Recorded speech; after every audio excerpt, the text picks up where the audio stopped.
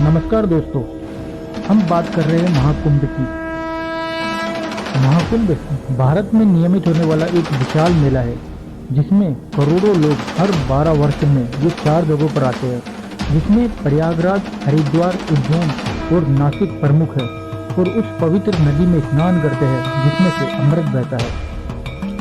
दोस्तों, प्रयागराज में लगने वाले महाकुंभ का महत्व अधिक है क्योंकि यहाँ 3 नदियों गंगा, यमुना और सरस्वती का संगम होता है, जिस वजह से यह स्थान अन्य जगहों की तुलना में अधिक महत्वशाली है। यह मेला दुनिया का सबसे बड़ा धार्मिक और संस्कृति का प्रतीक है। वेलकम टू कुंभ नगरी प्रयागराज, जहां पर 12 सालों बाद लगने जा रहा है महाकुंभ। कुंभ में पवित्र नदी में स्नान करना साक्षात स्वर्ग के दर्शन के स्वरूप है।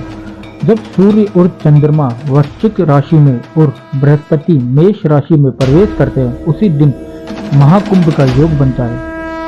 दोस्तों, मकर संक्रांति के होने वाले इस योग को कुंभ स्नान योग कहते हैं। दोस्तों, पौराणिक धारणाएं जो कुछ भी हो और इतिहास के ग्रंथों में कोई प्रमाणित जानकारी उपलब्ध ना हो, परंतु देश की जनता के दिलों में इसकी छवि इतनी गहराई से अंकित है कि सदियों से इस पर्व पर एक होने के लिए किसी निमंत्रण की आवश्यकता नहीं पड़ती और लोग अपने आप लाखों करोड़ों की संख्या में कुंभ मेले में प्रयागराज के संगम तट पर एक हो जाते हैं।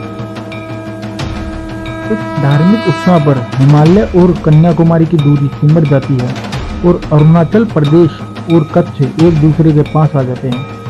इस उत्साह का आकर्षण ऐसा है कि यहाँ गाँव से हो या शहरों से, देश से हो या विदेशों से, झोपड़ियों से हो या महलों से, लोग कुंभ नगरी में सिमटते आ रहे हैं।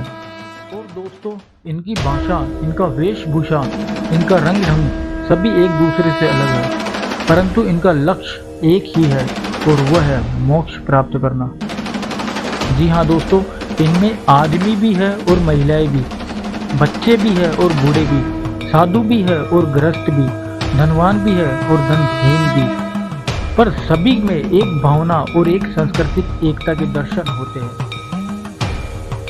हमारी देश की एकता के बीच समानता के इस महान संगम को आदि शंकराचार्य ने एक ऐसा सुंदर रूप दिया जो पिछले हजारों वर्षों से इस देश को उत्तर से दक्षिण तक और पूर्व से पश्चिम तक एक मजबूत एकता के सूत्र में जकड़े हुए हैं।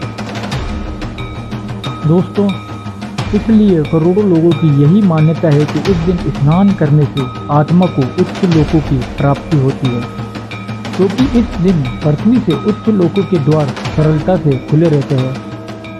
दोस्तों, इसलिए करोड़ों लोगों की यही मान्यता है कि इस दिन स्नान करने से आत्मा को उच्च लोकों की प्राप्ति होती है, क्योंकि इस दिन पृथ्वी से उच्च लोकों के द्वार सरलता से खुले रहते हैं।